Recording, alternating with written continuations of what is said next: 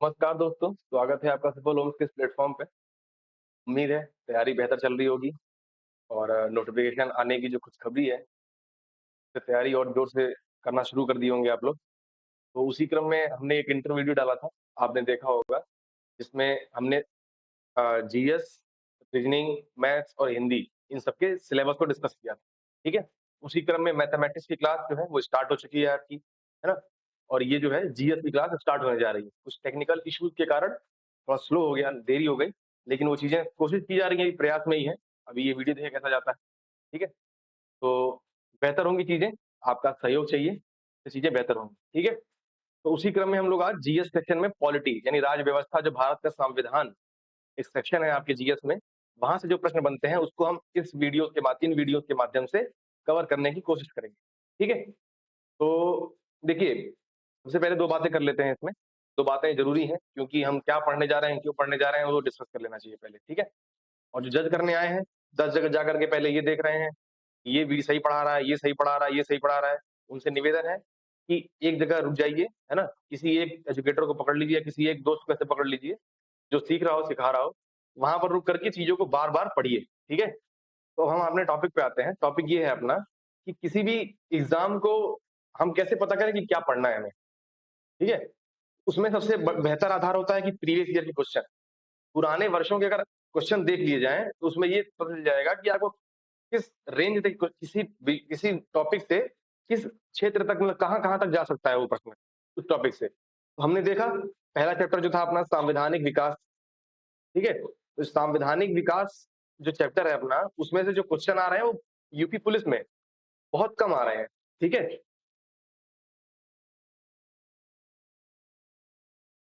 ठीक है। तो हाँ, तो हम लोग बात कर रहे थे प्रीवियस ईयर क्वेश्चन की। तो वहाँ पर यूपी पुलिस में जो है बहुत ही आए हैं क्वेश्चन, ऐसी बात नहीं है कि इस संवैधानिक विकास चैप्टर से क्वेश्चन नहीं आए हैं, आए हैं, लेकिन बहुत कम आए हैं। अब चूँकि वही भर्ती बोर्ड वो परीक्षा कराती है, एएसआई का भी परीक्षा कराती है, यूपीएसआई का भी परीक्षा कराती है, ठीक है? वही भर्ती बोर्ड। तो संभावना है कि इस विषय से क्वेश्चन आ सकते हैं, ठीक है? तो अब ये भी है कि ये क्यों ना पढ़ें, जब ये इतने कम क्वेश्चन आते हैं तो क्यों पढ़ा जाए? पढ़ा इसलिए जाए कि भारतीय राज्य व्यवस्था अगर पढ़ना है आपको तो संवैधानिक विकास क्रम समझना पड़ेगा, ठीक है? अब उसके लिए ये ज़रूरी है। तो हम क्या करेंगे कि थ्योरेटिकल पार्ट में इस टॉपिक के जो हर संवैधानिक देखिए जैसे इसमें आपको दिखाएँ जैसे कि ये अपने इतने एक्ट हैं, ठीक है? ये अलग एक कंपनी के शासन के रूप में हम लोग इसको वर्गीकृत करते हैं और एक ताज का शासन के रूप में वर्गीकृत करते हैं, ठीक है? तो ये इतने एक्ट हैं अपने। तो इसमें हम क्या करेंगे कि इसमें सभी उन उन महत्वपूर्ण एक्टों को जो ज़्यादातर एग्ज़ाम में पूछे जाते हैं, अगर पूछे भी जा रहे हैं, एसआई में भी पूछे गए हैं, तो वो कौन-कौन से एक्ट हैं, उनके बारे में हम डिस्कस करेंगे। वो भी क्या, जो उस एक्ट का सबसे क्रीम पॉइंट है, मतलब जो सबसे चर्चित प्रावधान है, उसमें जोड़ा गया है, जिसको बार-बार एग्ज़ाम में पूछा जाता है, वो चीज़ें हम लोग डिस्कस कर लेंगे, ठीक? अब ये डिस्कस कर लेंगे, अब सोच रहे होंगे आप कि क्वेश्चन्स कहाँ से मिलेंगे हमको? क्वेश्चन्स मिलेंगे आप इस चैप्टर से कम 70 क्वेश्चन हैं। तो 70 क्वेश्चन जैसे ही टॉपिक खत्म हो जाएगा, ये भारत का संवैधानिक विकास लेंगे हम लोग, संविधान सभा के बारे में महत्वपूर्ण तथ्य जो हैं, उसको देखेंगे, अनुसूचियाँ देखेंगे, इसके बाद हम लोग 70 क्वेश्चन को कवर करेंगे। तो वहाँ पर आप देखेंगे कि इसी टॉपिक से किस-किस रेंज के क्वेश्चन आ रहे हैं, भारत की अनुसूचियों से क्या-क्या क्वेश्चन पूछा जा रहा है, संविधान सभा से क्या-क्या क्वेश्चन पूछा जा रहा है, ठीक है? चलिए, तो अब इतनी बातें हो गई, अब हम लोग टॉपिक शुरू करते हैं, ठीक? अब देखिए, बने रहिएगा वीडियो में, रहेंगे यहाँ पर, तो कुछ ना कुछ सीखने ज़रूर मिलेगा, ठीक है? अगर आप मतलब मैं कुछ लेकर के आ रहा हूँ यहाँ पे, तो कुछ सिखाने के उद्देश्य से लेके ही आ रहा हूँ, ठीक है?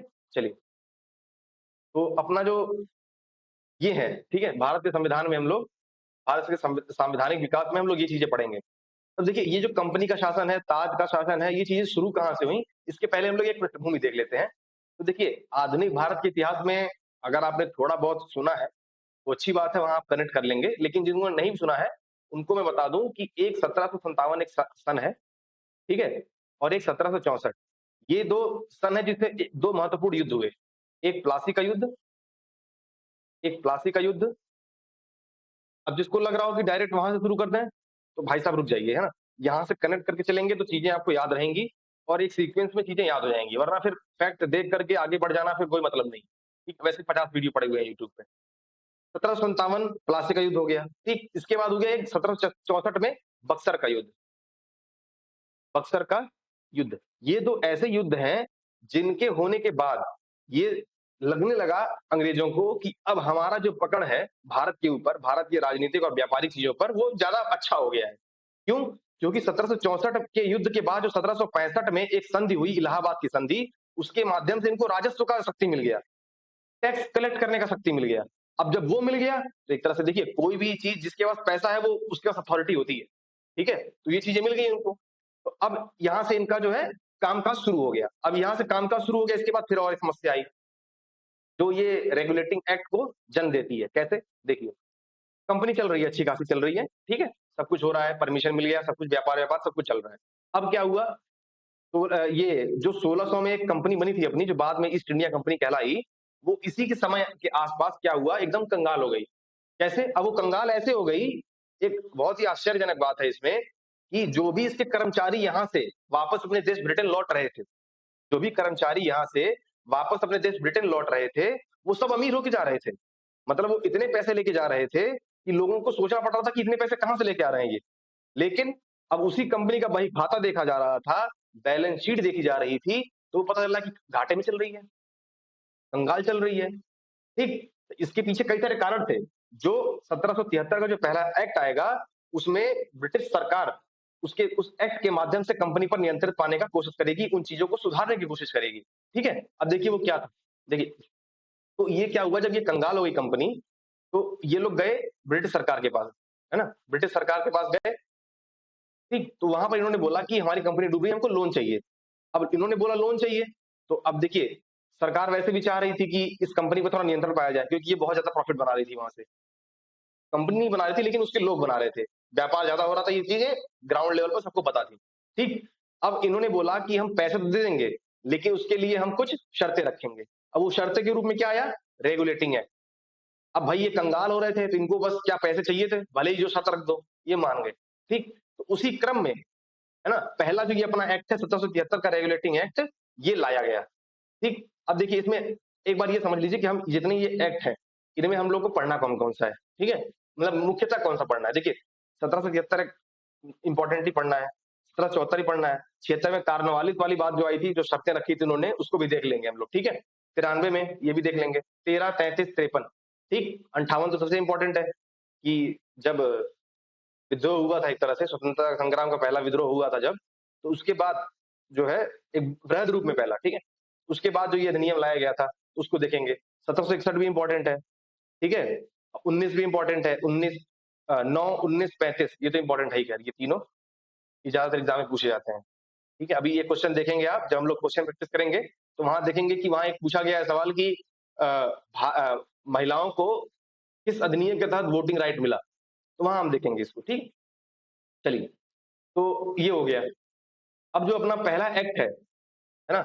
1773 का रेगुलेटिंग एक्ट। देखिए, मैं दोबारा बोल रहा हूँ, यहाँ से चीज़ों को आप बिल्कुल थोड़ा लाइट, बहुत ज़्यादा इसको सीरियस मत लीजिए। सीरियस इन द सेंस कि बहुत ज़्यादा सजग मत हो जाइए।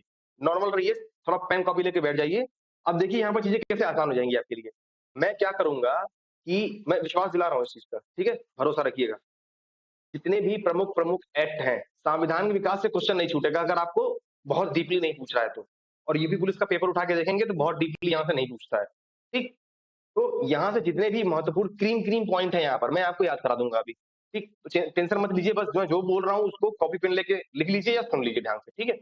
चलिए, 1773 का जो रेगुलेटिंग एक्ट है अपना, इसमें क्या-क्या महत्वपूर्ण बातें हैं? सबसे महत्वपूर्ण बात, सबसे जो फेमस क्वेश्चन है इस टॉपिक का वो ये है कि इसमें जो बंगाल का गवर्नर था, बंगाल का जो गवर्नर था, ठीक है? इन भाई साहब को एक नया पद नाम दे दिया गया, गवर्नर जनरल। क्या बोल दिया गया? गवर्नर जनरल, ठीक है? अब ये कौन थे? ये कौन थे? उस समय बंगाल के गवर्नर कौन थे? दोनों पद पे कौन आ गए?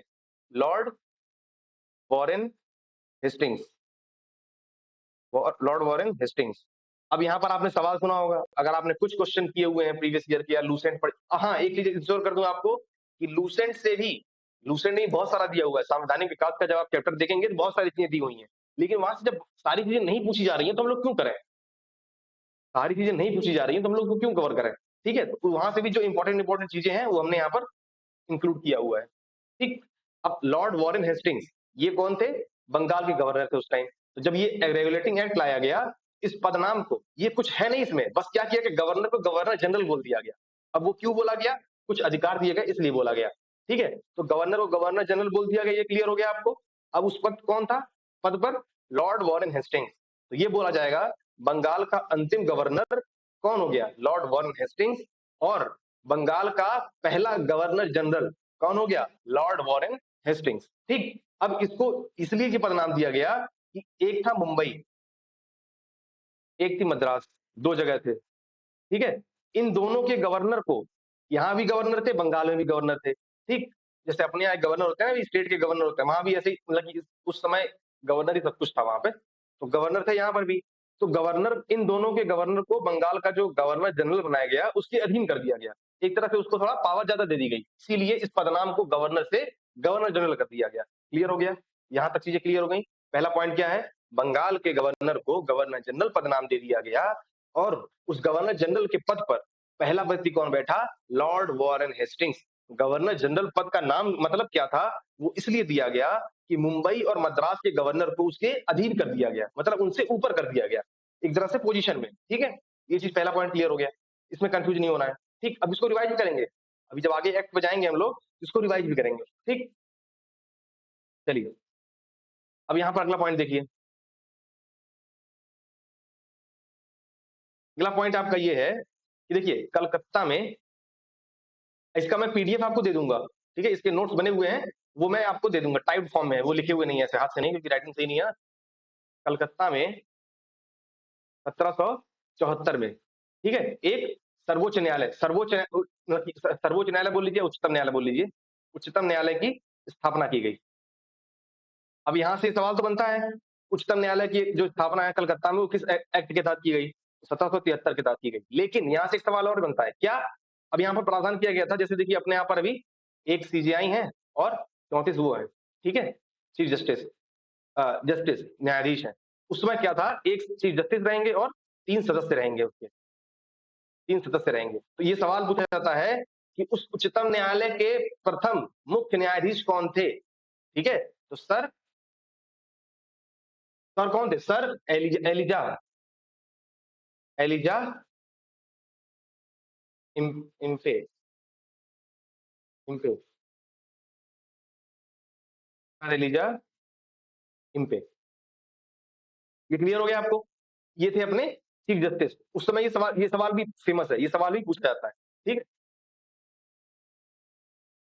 चलिए, ये 2 सवाल हो गए आपके, मतलब 2 पॉइंट इसमें से बिल्कुल ही याद रखना है आपको। एक और याद रख सकते हैं आप कि कंपनी के जो कर्मचारी थे ना, अब चूंकि देखिए भ्रष्टाचार बढ़ गया था, वो लोग ज्यादा अपना कंपनी के नाम पर व्यापार ना करके पर्सनल व्यापार करके लाभ कमा रहे थे। ठीक है, तो उसी चीज को ध्यान रखते हुए निजी व्यापार, कंपनी के कर्मचारियों का निजी व्यापार प्लस जो भारतीयों द्वारा वो लोग उपहार लेते थे, भारतीयों द्वारा भारतीयों द्वारा जो उपहार लेते थे, है ना? उपहार और जो धन वगैरह लेते थे चीज़ों को, उस पर भी प्रतिबंध लगा दिया गया।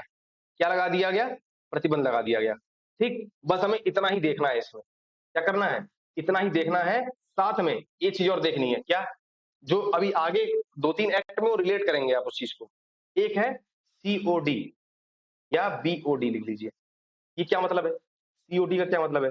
Court of directors, board of directors, ये दोनों चीजें हैं। ये क्यों किया गया?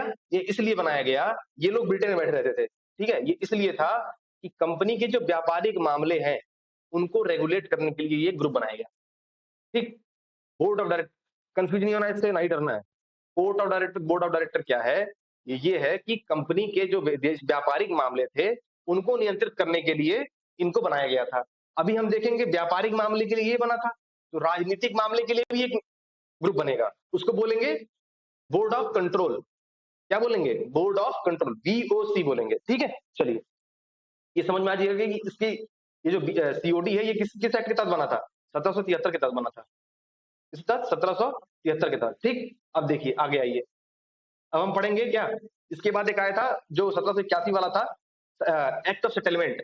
ठीक है, इसमें मुख्यतः जो था, ज्यादा बहुत इंपॉर्टेंट चीज नहीं है इसमें, मेनली जो आपका ये बंगाल,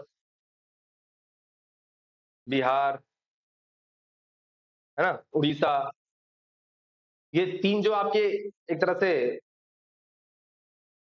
प्रोविंस थे, है ना? एक तरह से जो क्षेत्र थे, इनके संबंधित जो विधियाँ थी, उनको बनाने का अधिकार भी बंगाल की सरकार को दे दिया गया, ठीक है? कलकत्ता की सरकार को बिहार और उड़ीसा से संबंधित जो विधि बनाने का प्रावधान था, वो इसको दे दिया गया। और एक चीज़ और थी कि सुप्रीम कोर्ट के क्षेत्राधिकार से इनको बाहर कर दिया गया था। ये कंपनी के सर्वेंट्स और ये गवर्नर जनरल के काउंसिल के लोगों को, ठीक है? चलिए, अब देखिए, एक आया है अपना 1784 का पिट्स इंडिया एक्ट, ठीक है? क्या आया है? 1784 का पिट्स इंडिया एक्ट। अब पिट्स उस समय के क्या थे? प्रधानमंत्री थे। पिट्स इंडिया एक्ट 73 में याद है ना? 81 नहीं याद रखेंगे तब भी कोई दिक्कत नहीं है, 73 याद रखिएगा, ठीक?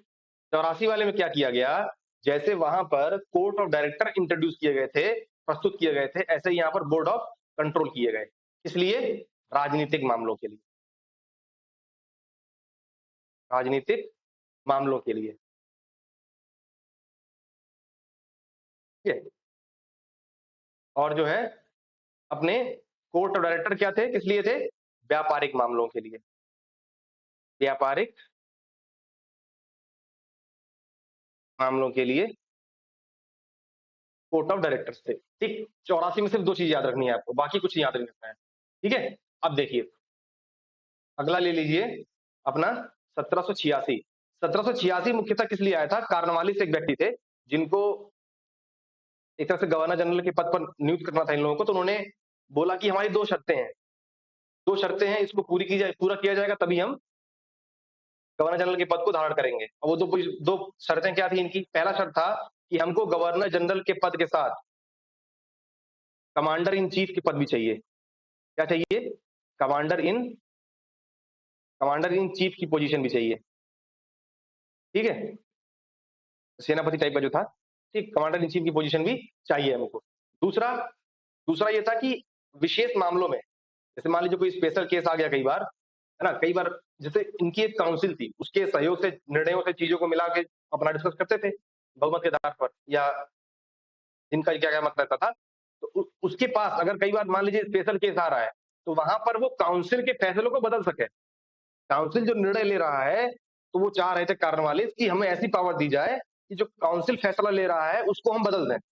मतलब एब्सोल्यूट पावर चाह रहे थे ये, ठीक है? कमांडर इन चीफ की पोजीशन भी ले ली गवर्नर जनरल के साथ, है ना? और काउंसिल जो एक तरह से कहीं भी इंडिविजुअल डिसीजन गलत माना जाता है ना, किसी भी बड़े समुदाय को प्रभावित करने वाला अगर कोई एक व्यक्ति निर्णय ले रहा है, तो वहाँ पर चीज़ें सही नहीं मानी जाती हैं। तो इसीलिए एक तरह से काउंसिल बना दी गई थी। लेकिन ये चाह रहे थे कि उस काउंसिल से भी, उन काउंसिल के निर्णय को भी ये बदल सके, ऐसी पावर चाहिए थी। तो ठीक है भाई, दे दिया गया। 1786 का अधिनियम ला करके इनको ये दे दिया गया, ठीक? अब अपने काम का क्या है इसके बाद? अपने काम का है इसके बाद, अच्छा देखिए, अभी रुक जाइए यहाँ पर। 1773 में क्या था? याद करिए। पहला, बंगाल के गवर्नर को गवर्नर जनरल पद नाम दे दिया गया। मद्रास और बंबई के गवर्नर को उसके अधीन कर दिया गया। दूसरा, 1774 में कलकत्ता में सुप्रीम कोर्ट की स्थापना हुई, उच्चतम न्यायालय की स्थापना हुई। कौन थे मुख्य न्यायाधीश? सर एलिजा एम्पे, ठीक है, इतना ध्यान रहेगा। तीसरा बात, कंपनी के कर्मचारियों को निजी व्यापार और जो उपहार स्वरूप भारतीयों से लेते थे वो लोग, उस पर प्रतिबंध लगा दिया गया। तीसरी बात, चौथी बात क्या है कि कोर्ट ऑफ डायरेक्टर्स जो कंपनी को नियंत्रित करते, कंपनी को एक तरह से प्रशासित करते थे, वो कौन थे? उनका ग्रुप था एक, कोर्ट ऑफ डायरेक्टर्स का, ठीक है? चलिए, 84 में क्या पढ़ लिया था आपने? पिट्स इंडिया एक्ट में बोर्ड ऑफ कंट्रोल और इंट्रोड्यूस कर दिया गया, प्रस्तुत कर दिया गया, जो कंपनी के राजनीतिक मामले जो देखती थी, उसको उसको कंट्रोल करते थे वो लोग, ठीक? उसके बाद हमने क्या देख लिया? 1786 जो अपना कार्नवालिस के लिए 2 शर्तों के रूप में लाया गया था। अब हम देखेंगे 1793। 1793 भी बहुत ज़्यादा कुछ नहीं इसमें सीखने के लिए। इसमें एक पॉइंट याद रखिएगा कि जो काउंसिल के कर्मचारी थे, है ना? और जो अन्य लोग थे, जैसे एक जो बोर्ड ऑफ कंट्रोल के कर्मचारी, बोर्ड ऑफ कंट्रोल के जो कर्मचारी थे, ठीक है? और जो अन्य सदस्य थे, उन सबका वेतन भारतीय राजस्व से देने का बात कहा गया था इसमें 1793 के एक्ट में, ठीक? क्या बोला गया? जो बोर्ड ऑफ कंट्रोल बनाया गया था, किसके तहत? 1784 के एक्ट के तहत बनाया गया था। वो उसके कर्मचारी और जो अन्य सदस्य थे, उनका जो वेतन और भत्ता रहेगा, वो भारतीय राजस्व से जाएगा। मतलब भारत में जो टैक्स कलेक्शन होगा उसके माध्यम से उनको वो पैसे सैलरी दी जाएगी। ठीक, अब देखिए सबसे इंपॉर्टेंट, सबसे इंपॉर्टेंट क्या, सब इंपॉर्टेंट ही है, इससे भी एक तरह से ज्यादा फैक्ट नहीं इसमें, तो इससे क्वेश्चन ज्यादा पूछे जाते हैं। वो क्या है आपका 1813। अब हल्का सा ये समझ लीजिए 1813 क्यों लाना पड़ा, है ना? 1813 में जो एक महत्वपूर्ण प्रावधान है उसको क्यों इंट्रोड्यूस करना पड़ा। अपना नेपोलियन बोनापार्ट है एक, नेपोलियन बोनापार्ट है, ठीक है? 1806 में उन्होंने एक ऐसा प्रावधान कर दिया कि ब्रिटेन कहीं व्यापार ही नहीं कर पा रहा था। मतलब ब्रिटेन के आस-पास के क्षेत्रों को सब पर कब्जा कर लिया युद्ध करके, तो ब्रिटेन कहाँ से जाएगा? कहीं जाने का मतलब बचा ही नहीं उसको, ठीक? मतलब ब्रिटेन के जो अन्य व्यापारी थे, ब्रिटेन की ये कंपनी थी ना ईस्ट इंडिया कंपनी, जो भारत के साथ व्यापार कर रही थी। बाकी जो कंपनियाँ थी वहाँ पर वो तो आस-पास ही व्यापार कर रही थी। तो अब उनको वो भी बंद हो गया। तो अब ब्रिटेन के संसद पर ये दबाव बना या वहाँ के लोगों पे ये दबाव बना कि जो ईस्ट इंडिया कंपनी को एकाधिकार दिया गया है ना? ईस्ट इंडिया कंपनी को जो एकाधिकार दिया गया व्यापार का, उसको खत्म किया जाए क्योंकि ये लोग व्यापार नहीं कर पा रहे थे और वो लोग कमा रहे थे, तो मतलब सीधी-सी बात है विरोध होगा। ठीक? सबसे पहली बात 1813 में क्या किया गया, जो कंपनी का एकाधिकार था ना, कंपनी का एकाधिकार, भारत के साथ व्यापार का, उसको सीमित किया गया। सीमित इन द सेंस इसको सिर्फ 2 चीज़ें अलाउ की गई। क्या? एक तो चीन के साथ व्यापार कर सकता है ये, चीन के साथ व्यापार कर सकता है। अब यहाँ चीनी नहीं है, ध्यान रखिएगा, चीनी और चाय नहीं है। चीन के साथ व्यापार कर सकता है, प्लस जो पूर्वी देश हैं, पूर्वी देशों के साथ ये चाय का व्यापार कर सकता है। इस पे एक इसका इन 2 विषयों पर इसका एकाधिकार रहेगा, चाय का व्यापार। इन 2 विषयों पर इसका ईस्ट इंडिया कंपनी का एक अधिकार रहेगा। अभी 1813 के एक्ट में है, अभी देखिएगा इसको भी निपटाया जाएगा, ठीक है? 1813 के एक्ट में ये प्रावधान किया गया था कि जो कंपनी का एक अधिकार है उसको सीमित किया जाए क्योंकि बाकी लोग, अब देखिए ये सीमित किया गया तो बाकी जो अन्य कंपनियां थी ब्रिटेन में, वो भी यहाँ पर आके व्यापार करने लगी। 2 चीजों को छोड़ करके, एक तो चीन के साथ कोई भी चीज, किसी भी चीज का व्यापार होगा वो सिर्फ ईस्ट इंडिया कंपनी करेगी, और पूर्वी देशों के साथ अगर चाय खरीदना है, चाय का व्यापार करना है, तो वो भी सिर्फ केवल ईस्ट इंडिया कंपनी करेगी। बाद इसमें एक चीज और जोड़ी गई, वो चीज ये जोड़ी गई कि शिक्षा के लिए 1 लाख रुपए निवेश किए जाएंगे। क्या? शिक्षा के लिए, शिक्षा के लिए 1 लाख रुपए निवेश किए जाएंगे, ठीक है? निवेश किए जाएंगे। ठीक, 2 चीजें याद रखिएगा, एक कंपनी का एक अधिकार सीमित कर दिया गया, दूसरा शिक्षा के लिए 1 लाख रुपए निवेश करने की बात कही गई थी इसमें, ठीक है? और कुछ चीजें ये भी थी कि इसमें ईसाइयों को एक तरह से आज्ञा लेकर के भारत में आने की अनुमति दे दी गई थी, तो ठीक है, ये भी आप ध्यान रख सकते हैं। लेकिन इन 2 पॉइंटों को, एकाधिकार सीमित करना, चीन के साथ व्यापार और पूर्वी देशों के साथ चाय का व्यापार, ये हमेशा ऑप्शन में कन्फ्यूज होंगे आप। जब ये पूछता है तो वहां ऐसा देता है कि आदमी कन्फ्यूज हो जाए, इसलिए ध्यान रखिएगा। एक तो चीन के साथ व्यापार और चाय के व्यापार पर एकाधिकार दिया गया था, बाकी सब पर खत्म कर दिया गया था एकाधिकार। ठीक, अब हम इसी क्रम में आते हैं 1833 वाले पे। किस पे आते हैं? 1833 पे। 1833 वाले में क्या किया गया था, जो 2 एकाधिकार बचे थे ना, चाय का, पूर्वी देशों के साथ चाय का और चीन के साथ, चीन बोल रहा हूं मैं, चीन नहीं बोल रहा हूं, ध्यान रखिएगा, चीन बोल रहा हूं। चीन और चाय के साथ जो व्यापार का एक अधिकार मिला हुआ था, चाय का व्यापार और चीन के साथ, ठीक है, उसको भी समाप्त कर दिया गया। मतलब कंपनी का व्यापार पर जो पूरा जो कंपनी का व्यापार पे एकाधिकार था, जो 1813 में कुछ हद तक सीमित कर दिया गया और 1833 में पूर्णतः समाप्त कर दिया गया, ठीक है? तो वो चीज हमें यहाँ ध्यान रखना है, मतलब पूर्णतः समाप्त कब कर दिया गया? 1833 में, ठीक? ये चीज पॉइंट हो गया पहला इसमें 1833 वाले में। अब दूसरा पॉइंट क्या हो गया, रुकिए जरा कलर चेंज किया जाए।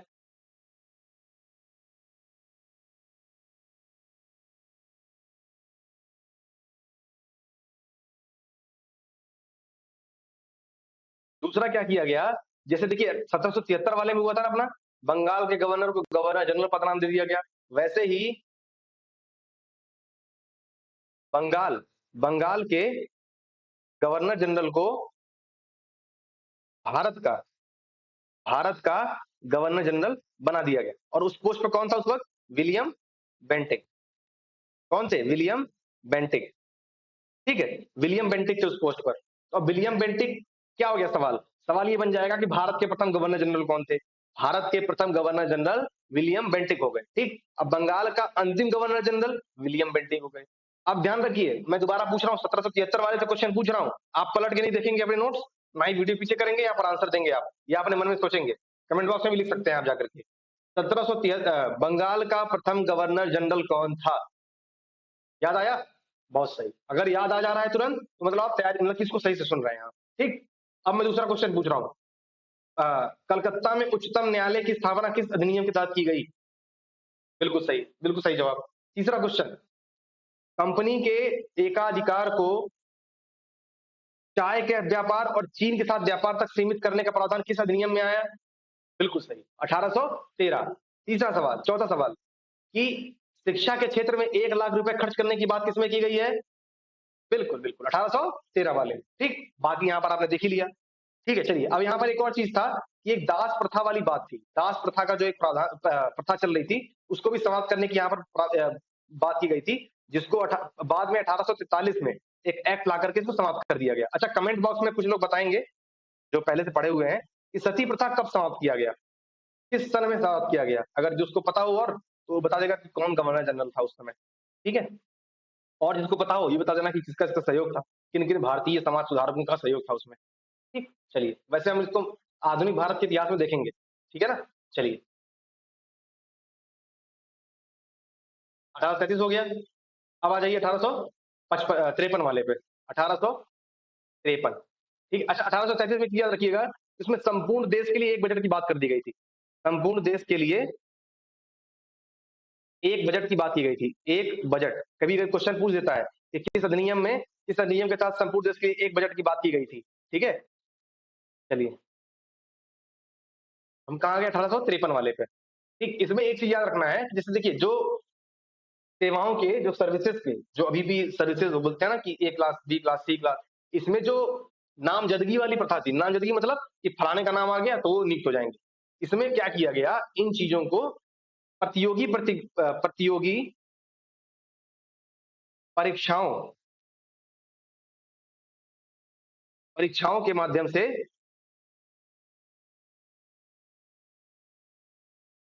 करने का प्रयास किया गया। इस एक्ट के माध्यम से करने का प्रावधान। ठीक है, प्रतियोगी परीक्षाओं के द्वारा सेवाओं के पदों को भरने का बात किसमें की गई? 1853 के लिए। अब इसी चीज के लिए 1854 में एक मैकाले समिति बनाई गई थी। ये वही मैकाले हैं जो अभी प्रथम विधि आयोग, जो फर्स्ट विधि आयोग बनेगा अपना, उसके इन्हीं की अध्यक्षता में बनेगा। ठीक है, मैकाले की अध्यक्षता में ये इसके लिए एक आयोग बनाया गया, अध्यक्षता में, जो इस चीज को डिसाइड करती कि कैसे कराया जाएगा प्रतियोगी परीक्षा। ठीक है, चलिए अब देखिए अगला आता है अपना एक इंपॉर्टेंट। वो इंपॉर्टेंट क्या है? इंपॉर्टेंट ये है कि तो पहले निपटा देते हैं। ठीक है, तो यहां तक रुके हैं, मतलब सही जा रहे हैं। सही जा तब जा रहे हैं ना जब ये चीजें याद हो जा रही हैं। अभी पता चलेगा, अभी मैं एकदम से क्वेश्चन पूछूंगा लगातार, जो अभी शुरू से कर रहे हैं हम लोग, उससे जुड़े क्वेश्चन पूछूंगा मैं, तो वहां पर आप जज करिएगा अपने आप को, स्वयं को जज करिएगा कि क्या आपका गाड़ी जो है सही जा रही है कि नहीं। ठीक है, मतलब ये चीजें वीडियो देखने से याद हो रहा है कि नहीं चीजों को आपको। ठीक, देखिए 1858, 1857 में इतना वृहद रूप में एक क्रांति हो गई भारत में, तो उनको ध्यान आया कि भाई साहब हमको अब इनके धार्मिक चीजों में हस्तक्षेप नहीं करना है। ठीक है, तो वहां से चीजों क्या हुई, कंपनी के हाथ से अब ब्रिटिश ब्रिटिश क्राउन के हाथ में चली गई चीजें। पहली चीज क्या हुई यहाँ पर, भारत का जो शासन था, भारत का शासन, ये कम, भारत का शासन कंपनी कंपनी के हाथ से ब्रिटिश क्राउन के हाथ में चला गया। ब्रिटिश क्राउन के हाथ में चला गया।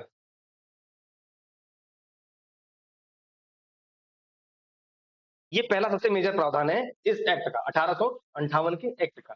ठीक है, अब देखिए मैंने बोला ना अभी कि विधि आयोग क्या था, विधि आयोग, प्रथम विधि आयोग फर्स्ट, किसकी अध्यक्षता में? Lord Macaulay. तो सीआरपीसी जो आईपीसी वगैरह है ना, इन्हीं की योगदान है ना, लॉर्ड मैकाले। ठीक है, लॉर्ड मैकाले जो थे भारत के प्रथम विधि आयोग के अध्यक्ष बने, और उन्हीं के अध्यक्षता में प्रथम विधि आयोग बनाए गए, जो भी कह लीजिए। दो चीजें हुई इसमें, और क्या, एक तो मुगल सम्राट के पद को समाप्त कर दिया गया ऑफिशियली, के पद को समाप्त कर दिया गया। दूसरा जो आपका बीओडी था, बोर्ड ऑफ कंट्रोल या court of director, board of directors या कोर्ट ऑफ डायरेक्टर्स बोल लीजिए, और एक बोर्ड ऑफ कंट्रोल, इन दोनों को क्या कर दिया गया? समाप्त कर दिया गया। इन दोनों को क्या कर दिया गया? समाप्त कर दिया गया। इसके जगह पर क्या किया गया? एक भारत राज्य सचिव, भारत राज्य सचिव के पद की नियुक्ति हुई। सचिव के पद की नियुक्ति। यहाँ तो हम बैठे हैं ना, रुकिए। भारत राज्य सचिव, सुप्रीम पावर इसी के पास थी, ठीक है। उसके बाद अब देखिए, अगला अगला चीज जो है,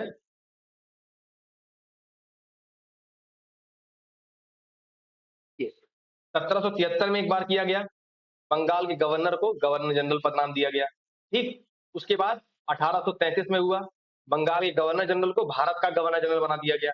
अब हो रहा है 1858 में, क्या? भारत के गवर्नर जनरल को भारत का वायसराय वायसराय पद नाम दिया गया। क्या नाम दिया गया? वायसराय वायसराय पद। माफी चाहेंगे बीच में इंटरप्शन के लिए, लाइट चली गई तो रिकॉर्डिंग बंद हो गई, ठीक है। तो हम लोग डिस्कस कर रहे थे कि 1773 में जिस तरह से, ये वीडियो आपने मैंने वहां पर ऐड कर दिया, उसको देख लिया होगा आपने। तो हम लोग बात कर रहे थे 1858 में भारत के गवर्नर जनरल को जो है वायसराय की पदवी दे दी गई, वायसराय की पदवी दे दी गई, ठीक है। अब वो कौन थे उस समय? लॉर्ड कैनिंग, लॉर्ड कैनिंग, ठीक है ना। अब लॉर्ड कैनिंग, अब ये सवाल पूछता है कि भारत के प्रथम वायसराय कौन थे, ठीक है। तो वो कौन हो जाएंगे? लॉर्ड कैनिंग हो जाएंगे, ठीक। भारत के अंतिम गवर्नर जनरल कौन थे? वो भी लॉर्ड कैनिंग हो जाएंगे, ठीक। ये सवाल याद रखिएगा, दो सवाल यहाँ से बनते हैं, ठीक है ना। बाकी आपने ये देख ही लिया है कि मुगल सम्राट का पद हटा दिया गया है ना, बोर्ड ऑफ कंट्रोल और कोर्ट ऑफ डायरेक्टर जो है यहाँ से हटा दिए गए हैं, ठीक। अब इसके बाद आता है अपना एक 1861 का अधिनियम। क्या आता है? 1861 का अधिनियम, ठीक है।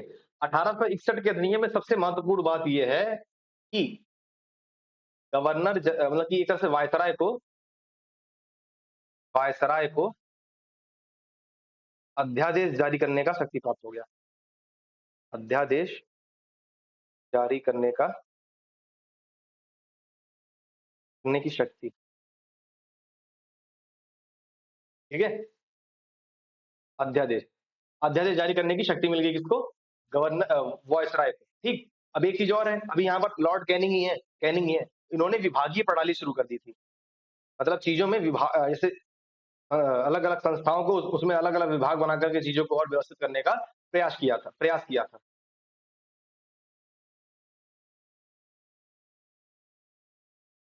एक सेकंड रुकिएगा, रिकॉर्डिंग ऑन है कि नहीं? जी, ऑन है, ठीक है। तो विभागीय प्रणाली की शुरुआत किसने की थी? विभागीय प्रणाली की शुरुआत लॉर्ड कैनिंग द्वारा शुरू किया गया था, ठीक है। चलिए देखिए, इसमें एक चीज और इसमें इंक्लूड किया जा सकता है, वो क्या किया जा सकता है कि कानून बनाने की प्रक्रिया में कानून बनाने की प्रक्रिया में गैर सरकारी सदस्य के रूप में भारतीय को शामिल किया गया था। लॉर्ड कैनिंग द्वारा इस अधिनियम के तहत 1862 में तीन भारतीयों को, जिसको यहाँ पर चीजें रिदम में ना बन रही हो, मैं एक बार क्लियर कर दूंगा। एक बार सारा होने के बाद सारे हम लोग एक बार लाइन बना के डिस्कस कर लेंगे, ठीक है। तीन भारतीयों को गैर सरकारी सदस्य के रूप में शामिल किया था। कौन कौन थे? एक तो पटियाला के राजा,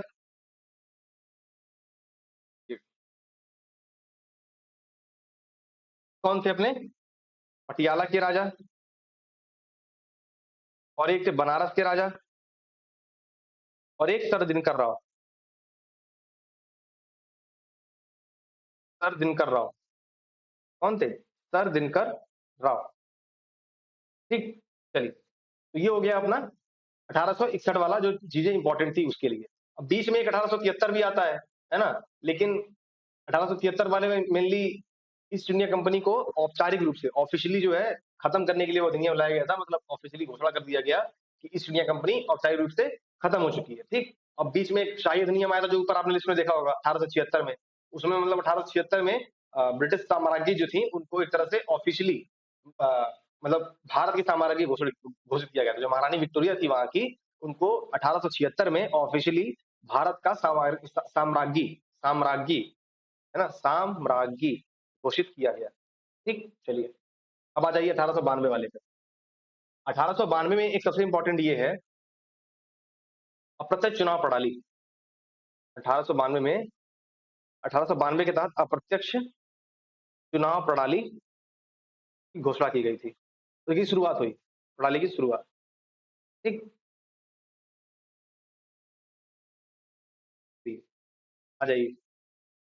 अब देखिए 1909 1909। अच्छा, यहाँ पर एक चीज और देख लीजिए कि लोगों को मतलब सदस्यों को कार्यकारिणी से प्रश्न पूछने, है ना, बहस करने, है ना, मतलब राजस्व बजट पर बहस करने की शक्ति मिली थी किससे? 1892 था, किससे? बजट पर बहस, ये इसलिए बता रहा हूँ कि अभी आगे देखेंगे आप कि पूरक प्रश्न पूछने का भी शक्ति मिल जाएगा, है ना? भारतीयों को पूरक प्रश्न पूछने, पूरक प्रश्न मतलब जैसे मान लीजिए आपने सवाल किया कोई और उन्होंने ऐसा जवाब दिया कि आपको लग रहा है कि सेटिस्फाई नहीं है, तो आप पूरक प्रश्न, दोबारा प्रश्न पूछ सकते हैं, ठीक है? वो उस तरह को सवाल को बोलते हैं पूरक प्रश्न।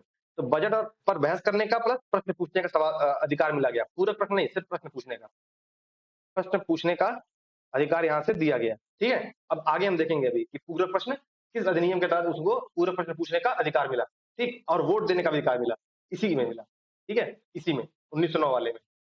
देखिए, इसको बोलते हैं मार्ले मिंटो। क्या बोलते हैं? मार्ले मिंटो सुधार, ठीक है?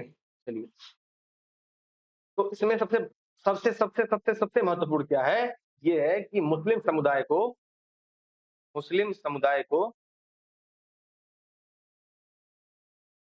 तक सांप्रदायिक सांप्रदायिक निर्वाचन, सांप्रदायिक निर्वाचन मुस्लिम समुदाय के लिए पृथक सांप्रदायिक निर्वाचन की बात की गई थी, ठीक है? ये बात मतलब पृथक सांप्रदायिक निर्वाचन मतलब क्या? मुस्लिम कैंडिडेट खड़ा होगा और मुस्लिम ही केवल उसको वोट देंगे। मतलब किसी पर्टिकुलर कम्युनिटी का कोई एक बंदा रिप्रेजेंटेटिव खड़ा होगा, प्रतिनिधि खड़ा होगा और उसको वोट जो देंगे वो उसी कम्युनिटी के लोग ही देंगे। इसको क्या बोलते हैं? सांप्रदायिक निर्वाचन बोल देते हैं, ठीक है? उसको मुस्लिम समुदाय के लिए ला दिया गया। अभी हम आगे देखेंगे कि 1935 वाले अधिनियम में किस तरह से उसको और मजदूर वर्ग, महिलाओं वर्ग, इन सब चीजों के लिए भी विस्तार कर दिया गया उसका, ठीक है?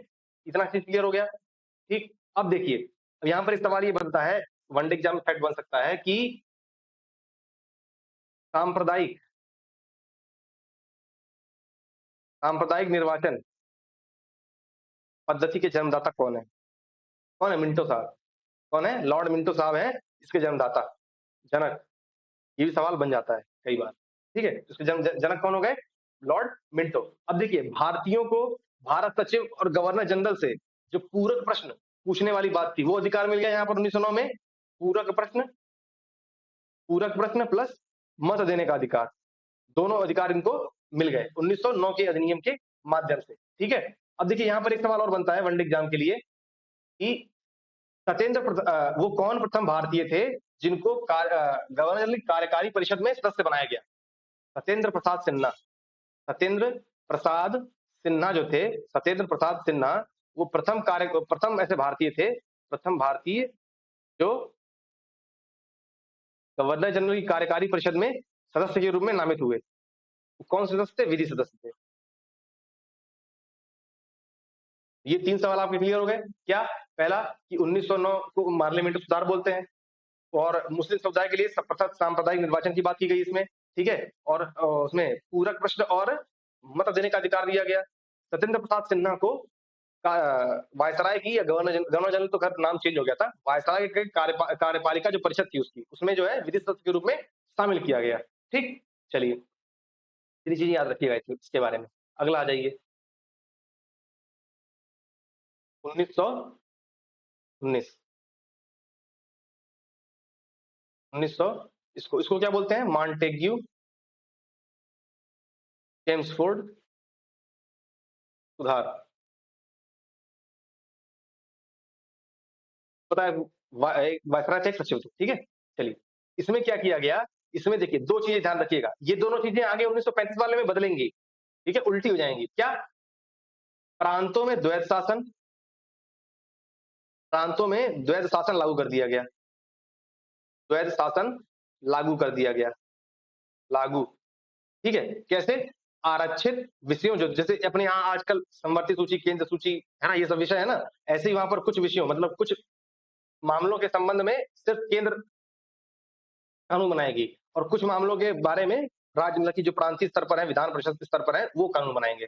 उनको नाम दिया गया केंद्र वाले के लिए आरक्षित और नीचे वाले के लिए हस्तांतरित या अंतरित भी बोल देते हैं, हस्तांतरित। ठीक है? कि प्रांतों में द्वैध शासन लागू कर दिया गया। दूसरा क्या था? केंद्र में द्विसदनात्मक द्विसदनात्मक व्यवस्था कर दी गई। द्विसदनात्मक व्यवस्था, ठीक है? एक क्या था? राज्य परिषद, दूसरा क्या था? केंद्रीय विधानसभा। एक था राज्य परिषद, दूसरा क्या था? केंद्रीय विधानसभा। राज्य परिषद वाले का 5 वर्ष था और केंद्रीय विधानसभा वाले के लिए 3 वर्ष कार्यकाल था। ठीक? अब देखिए यहाँ पर जो प्रांतों में द्वैध शासन वाली बात है, जो आरक्षित विषय थे, है ना? समझने के लिए समझ लीजिए कि आरक्षित विषय पर जो गवर्नर जनरल थे, है ना? मतलब या वायसराय जो थे, वो और उनकी कार्यकारी परिषद के माध्यम से उस कानून बनाए जाते थे।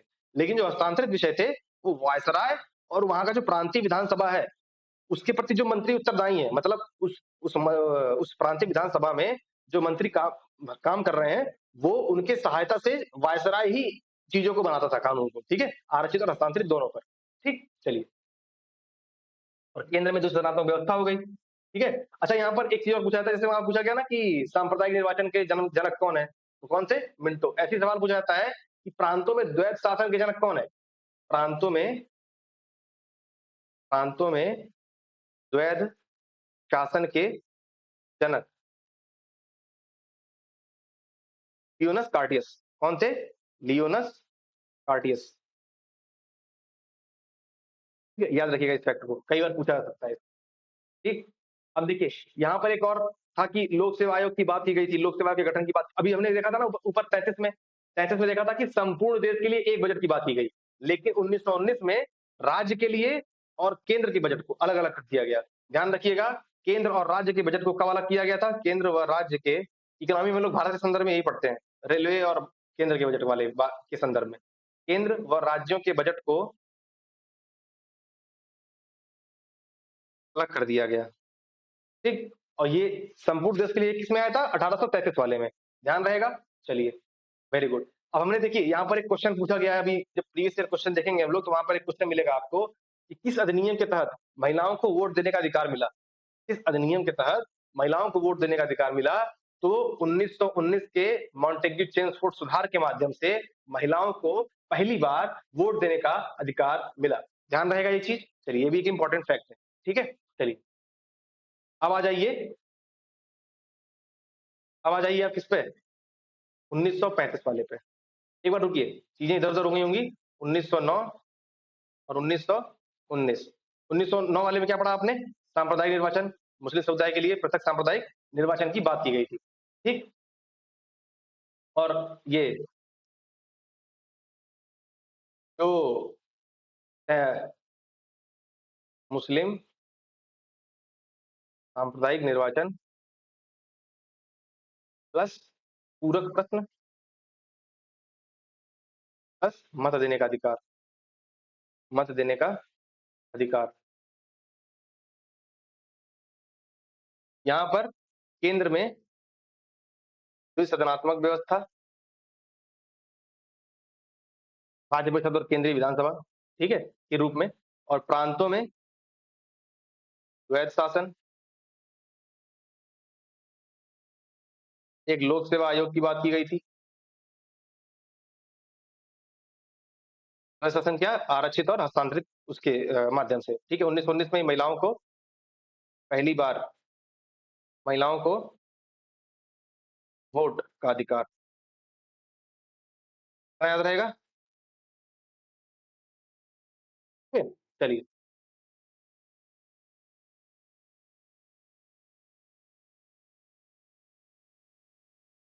अगला आइए 1935। 1935 सत्येंद्र प्रसाद सिन्हा वाला याद रखिएगा, है ना? गवर्नर जनरल की कार्यकारी परिषद में पहले सदस्य थे, जो भारतीय सदस्य थे, जो उनको शामिल किया गया था ब्रिटिश सदस्य के रूप में। 1935 में देखिए क्या किया गया, जो प्रांतों में द्वैध शासन लागू किया गया था, उसमें क्या कर दिया गया, प्रांतीय स्वायत्तता दी गई। प्रांतीय स्वायत्तता, स्वायत्तता, प्रांतीय स्वायत्तता का मतलब क्या है, प्रांतों को स्वतंत्र कर दिया गया केंद्र वाले के नियंत्रण से। पूरी तरह नहीं, मतलब लगभग लगभग स्वतंत्र कर दिया गया। ठीक, अब केंद्र में द्वैध शासन लागू कर दिया गया, केंद्र में द्वैध शासन लागू कर दिया गया। अच्छा, आपसे अगर सवाल पूछे ना कि द्वैध शासन की बात जो है सबसे पहले कहां स्टार्ट हुई, तो आपने देखा था 1784 में, जो 1773 में बोर्ड ऑफ डायरेक्टर्स की बात आई थी, जो को इंट्रोड्यूस किया गया था, उसी तरह 1784 में बोर्ड ऑफ कंट्रोल, नियंत्रक मंडल जो था वो आ गया। तो यहाँ पर दो द्वैध शासन हो गया। एक क्या, व्यापारिक मामले जो बोर्ड ऑफ डायरेक्टर देखेंगे, है ना, और जो व्यापार राजनीतिक मामले हैं वो बोर्ड ऑफ कंट्रोल देखेंगे, नियंत्रण मंडल देखेगा। तो यहाँ पर द्वैध शासन की बात यहीं पर कर दी गई थी एक तरह से देखा जाए, ठीक है? अगर सवाल कभी आए तो कर दीजिएगा इसको। ठीक, अब देखिए केंद्र में द्वैध शासन की बात की गई कैसे, जो आपके परिसंघ सूची, है ना, लूसेंट में ये शब्द इस्तेमाल किया गया, परिसंघ सूची, राज्य सूची, संवर्ती सूची, प्रांतीय सूची या संवर्ती सूची, इन सब विषयों को इसमें बांट दिया गया। ठीक, ये क्लियर हो गया। दूसरी बात, संघीय न्यायालय की बात की गई इसमें, संघीय न्यायालय की बात की गई। न्यायालय, संघीय न्यायालय याद रखिएगा, शब्द याद रखिएगा, संघीय न्यायालय की बात की गई थी इसमें 1935 वाले में। ठीक है, चलिए, सबसे इंपॉर्टेंट यही है, प्रांतीय स्वायत्तता और केंद्र में द्वैध शासन, सबसे इंपॉर्टेंट यही फैक्ट है इस चैप्टर का। अब एक सवाल ये आता है कि बर्मा को भारत से किस अधिनियम के तहत अलग किया गया था, बर्मा को भारत से अलग किया गया इसी अधिनियम के माध्यम से, ठीक है, 1935 वाले। और एक केंद्रीय, जो भारत का जो एक तरह से शाख नियंत्रण था, उसको बनाए रखने के लिए एक केंद्रीय बैंक की बात की गई थी। केंद्रीय बैंक के स्थापना की बात की गई थी। केंद्रीय बैंक की स्थापना तो अपना क्या था, हुआ आरबीआई के रूप में। ठीक, ध्यान रहेगा, बाद में आरबीआई का नाम दिया गया उसको, केंद्रीय बैंक की स्थापना हुई थी इस एक्ट के माध्यम से। ठीक है, ध्यान रहेगा इतना। और इसमें जो है प्रस्तावना नहीं था, ये याद रखिएगा, क्या नहीं था, प्रस्तावना की बात नहीं की गई थी। 4 पॉइंट याद रखने, 4-5 पॉइंट रखने। प्रांतीय स्वायत्तता, ठीक, जो 1919 में द्वैध शासन लागू हुआ था प्रांतों में, उसमें यहाँ 1935 में क्या कर दिया गया, प्रांतीय स्वायत्तता दी गई। केंद्र में द्वैध शासन, द्वैध नहीं, केंद्र में द्वैध शासन।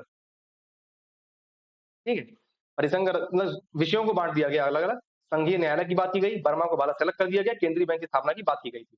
अब एक और लास्ट देख लीजिए, 1947 का जो आपका एक्ट आया था, ठीक है, इसमें 2 अधिराज्यों की स्थापना की बात की गई। का 2 अधिराज्यों, भारतीय स्वतंत्रता अधिनियम है, अधिराज्यों कौन सा, एक इंडिया और एक पाकिस्तान। ठीक, 2 चीजें याद रखिए। अब इसमें ये चीज और ये बोला गया कि जो संविधान सभा है, संविधान सभा जब तक संविधान का निर्माण नहीं कर देती है, तब तक वो विधानमंडल के रूप में कार्य करेगी, विधायिका के रूप में कार्य करेगी, कानून वानून वही बनाएगी। ठीक, और ये जो शासन है, ये 1935 के अधिनियम के जो प्रावधान है उसी के तहत चलेंगे।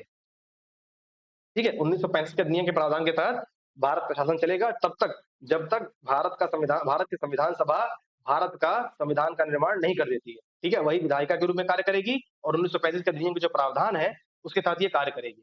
ठीक, क्लियर हो गया इतनी चीजें। अब इसके बाद हम लोग देखेंगे फिर संविधान सभा का गठन कैसे हुआ, कहाँ से उसका शुरुआत हुआ, फिर अनुसूचियां देख लेंगे, ये सब चीजें देखने की कोशिश करेंगे। ठीक, अब एक काम करिए,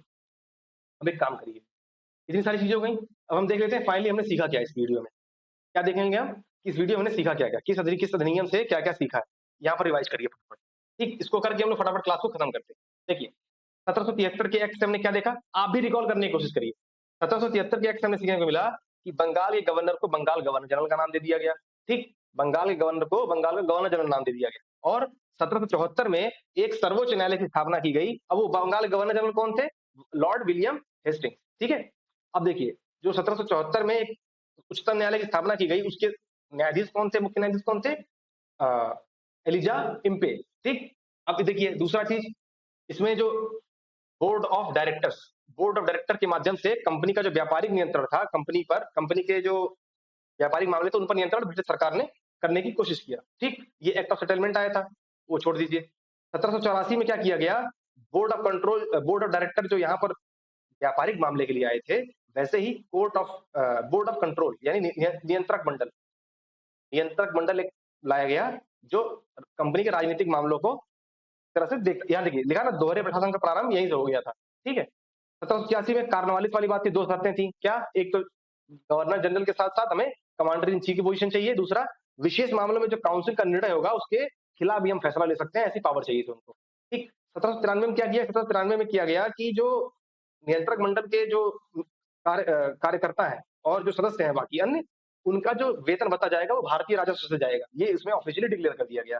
1813 में क्या किया गया, 1813 में वही चीज की जो नेपोलियन बोनापार्ट ने जो व्यापार वाला दिक्कत कर दिया था बाकी अन्य कंपनीज के जो ब्रिटेन में काम करती थी, उनके जो दबाव की वजह से 1813 का एक्ट लाया गया। उसमें ये प्रावधान किया गया कि ताकि वो 20-20 साल पे आ रहा था ना, देखिए 73 फिर है ना, 73-20, 93-93-20 ऐसे करके बीच-बीच में आ रहे थे 20-20 साल पर, तो उसी में ये प्रावधान जोड़ दिया गया कि ईस्ट इंडिया कंपनी का जो एकाधिकार है वो कुछ मात्रा में सीमित किया जाता है। किस मात्रा में, कि वो चीन के साथ व्यापार कर सकती है, पूर्वी देशों के साथ चाय का व्यापार कर सकती है, इसके अलावा उसके एकाधिकार समाप्त कर दिए गए। ठीक, अगली बात ये है, 1813 के एक्ट के माध्यम से उसमें शिक्षा के लिए 1 लाख रुपए निवेश करने की बात की गई थी।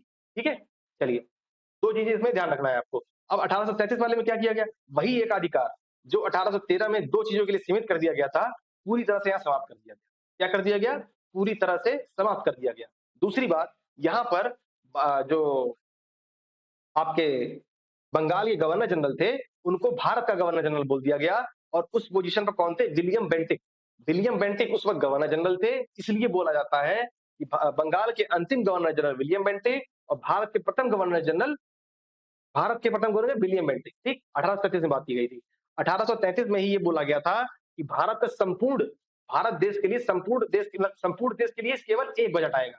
क्या आएगा, केवल एक बजट। और हमने क्या सीखा था इसमें, कि जो दास प्रथा है, इसी के प्रावधान के माध्यम से 1843 में एक विधि ला करके, एक एक्ट ला करके उसको समाप्त कर दिया गया। आपको क्वेश्चन मैंने सवाल पूछा था कमेंट बॉक्स में करने के लिए आंसर, कि सती प्रथा किस अधिनियम के माध्यम से इसको समाप्त किया गया, कौन इसमें शामिल था, ब्रिटेन गवर्नर या हाँ गवर्नर ही बोलिए, ठीक है, और कौन भारतीय लोग इसमें सहयोग, किन किन लोगों ने सहयोग किया था। ठीक है, अब 1853 वाले में क्या किया गया, 1853 वाले में क्या किया गया कि जो नामजदगी यानी सिफारिशें वाली या जो नाम के पहुंच के हिसाब से ज्यादा था, उसमें क्या किया गया, सेवाओं की नियुक्ति प्रतियोगी परीक्षाओं के माध्यम से आयोजित भरने की कोशिश की गई। ठीक, अब आ जाते हैं हम लोग ताज का शासन, यहां तक कंपनी का शासन। अब यहां से ताज क्यों, क्योंकि 1858 के अधिनियम के माध्यम से जो शासन था भारत शासन, वो कंपनी के हाथ से ब्रिटिश क्राउन के हाथ में सौंप दिया गया या फिर भेज दिया गया। और यहाँ पर क्या हुआ, जैसे 1773 में पद का नाम चेंज किया गया, 1833 में पद का नाम चेंज किया गया, ऐसे ही 1858 में क्या किया गया, गवर्नर जनरल को वायसराय नाम दे दिया गया, वायसराय। अब कौन थे इस समय, लॉर्ड कैनिंग। तो लॉर्ड कैनिंग क्या हो गए, अंतिम गवर्नर जनरल, प्रथम वायसराय। ठीक, इतना चीज याद रहेगा। दूसरी बात क्या थी यहाँ पर, कि दूसरी बात थी इनकी, वो ये थी कि जो लॉर्ड मैकाले थे, इनकी अध्यक्षता में प्रथम विधि आयोग बनाया गया, फर्स्ट विधि आयोग। ठीक है, प्रथम विधि आयोग बनाया गया लॉर्ड मैकाले की अध्यक्षता में। और जो मुगल सम्राट थे, मुगल सम्राट का पद और बोर्ड ऑफ कंट्रोल और नियंत्रक मंडल और कोर्ट ऑफ डायरेक्टर्स, इनका जो है पद, इनको भी समाप्त कर दिया गया। ठीक, भारत राज्य सचिव की नियुक्ति की गई थी, जिसका प्रशासन पर पूरा नियंत्रण था। भारत राज्य सचिव के एक पद का मतलब कि नया बनाया गया था पद, जिसका नियंत्रण पूरे प्रशासन पर पूरी तरह से था। ठीक, 1861 वाले में क्या था, अध्यादेश जो सबसे इंपॉर्टेंट है इसमें से, अध्यादेश जारी करने का शक्ति मिल गया था गवर्नर जनरल को। ठीक, वायसराय की तरह से। ठीक है, अब देख लीजिए 1919 वाले पे, 1919 में क्या महत्वपूर्ण था, 1919 में महत्वपूर्ण था सांप्रदायिक निर्वाचन वाली बात। ठीक, सांप्रदायिक निर्वाचन जो मुस्लिम समुदाय के लिए किया, पृथक सांप्रदायिक निर्वाचन की बात थी। और सांप्रदायिक निर्वाचन का जनक किसको बोला जाता है, मिंटो को। ये भिट्टो नहीं है, मिंटो है। ठीक है, ये मिंटो है। ठीक, और सत्येंद्र प्रसाद सिन्हा जो गवर्नर जनरल की कार्यकारी परिषद में शामिल होने वाले प्रथम भारतीय थे, उनकी नियुक्ति की गई थी गैर सरकारी सदस्य के रूप में। ठीक है, 1919 में देखिए क्या किया गया था, पहली बात तो केंद्र में द्विसदनात्मक व्यवस्था, प्रांतों में द्वैत शासन। द्विसदनात्मक क्या था, एक राज्य परिषद, एक केंद्रीय विधानसभा। और ये प्रांतों में द्वैत शासन वाली बात क्या थी, आरक्षित विषय में बांट दिया गया, हस्तांतरित विषय में बांट दिया गया। ठीक, ठीक है ना। अब इसमें महिलाओं को वोट देने का अधिकार मिल गया 1919 वाले। और जो 33 वाले में बजट की बात थी ना, संपूर्ण देश के लिए एक बजट, वहां पर यहाँ पर केंद्र और राज्य का बजट अलग अलग कर दिया गया। ठीक है, ध्यान रहेगा ये चीज। चलिए, और यहाँ पर एक चीज और ऐड कर लीजिएगा कि कैग कैग के नियुक्ति के लिए भी पावर दे दिया गया था उनको, इनको वायसराय को। ठीक, 1935 वाले में क्या किया, महत्वपूर्ण महत्वपूर्ण याद रख लीजिए, बाकी आप नोट में पीडीएफ डाल दूंगा वहां पर, आप देख लीजिएगा। 1935 वाले में क्या किया गया, केंद्र में द्वैध शासन लागू कर दिया गया और प्रांतीय स्वायत्तता की बात कर दी गई। प्रांतीय, और 1919 वाले में लोक सेवा आयोग की भी बात की गई थी, गठन की। ठीक है, प्रांतीय स्वायत्तता, प्रांतीय स्वायत्तता की बात की गई इसमें 1935 वाले में। 1935 में ही संघीय न्यायालय की बात की गई थी। ठीक है, और संघीय न्यायालय के बाद संघीय न्यायालय हो गया, प्रांतीय स्वायत्तता हो गया आपका, और जो केंद्र में द्वैध शासन, यानी जो एक तरह से विषयों को बांटना परिसंघ सूची में और राज्य सूची में, समवर्ती सूची में, इस तरह से विषयों को बांट दिए गए थे। ठीक है, चलिए, और इसमें एक ये सवाल पूछा जाता है कि प्रांतों में द्वैध शासन वाली बात याद है ना, प्रांतों में द्वैध शासन किसने लागू किया था? जनक कौन बुलाता है इसको? लियोनस कार्टियस को। क्या बोला, किसको बुलाता है? लियोनस कार्टियस को प्रांतों में द्वैध शासन का जनक बोला जाता है। ठीक है, चलो, क्लियर हो गया। अब 1947 बचा है, 1947 बचा है, 1935 के 2 अधिनियम और बचे हैं, 2-3 प्रावधान और बचे हैं। बर्मा वाला एक, बर्मा को अलग किया गया, ठीक है? और एक केंद्रीय बैंक की बात की गई थी, केंद्रीय बैंक। तो केंद्रीय बैंक आपको याद ही है, आरबीआई, बर्मा को अलग कर दिया गया, ये भी सवाल पूछा जाता है। 1947 वाला याद है आपको कि 2 अधिराज्यों के गठन की बात की गई, एक इंडिया और एक पाकिस्तान, ठीक है? और इसमें क्या बोला गया? इसमें ये बोला गया कि केंद्रीय विधानमंडल जो कि विधानसभा संविधान सभा केंद्रीय विधानमंडल के रूप में कार्य करेगी जब तक संविधान सभा संविधान का निर्माण नहीं कर देती है। और शासन किस अधिनियम के माध्यम से चलेगा? 1935 के अधिनियम के माध्यम से। ठीक है, चलिए, ये था अपना संवैधानिक विकास। ठीक है, और इसके बाद जो है हम लोग चीजों को डिस्कस करने की कोशिश करेंगे, जो संविधान सभा के प्रमुख प्रावधान है वो, और जो अनुसूचियां हैं वो, उसके बाद हम लोग सीधे क्वेश्चन पे आ जाएंगे। तो उम्मीद है आपको कुछ ना कुछ सीखने को मिला होगा। अगर वीडियो लंबा हो गया हो तो थोड़ा स्पीड लगा के देख लीजिएगा, नोट कर लीजिएगा, बार बार देखेंगे तो चीजें याद ही होंगी। ठीक है, इसमें टॉपिक के अलावा कोई और डिस्कस नहीं किया गया है कुछ और भी। तो फीडबैक दीजिएगा, क्या सुधार किया जा सकता है, कमेंट बॉक्स में बताइएगा। ठीक है, और बाकी मिलते हैं हम लोग नेक्स्ट वीडियो में। तब तक के लिए धन्यवाद, थैंक यू सो मच। जय हिंद, जय भारत।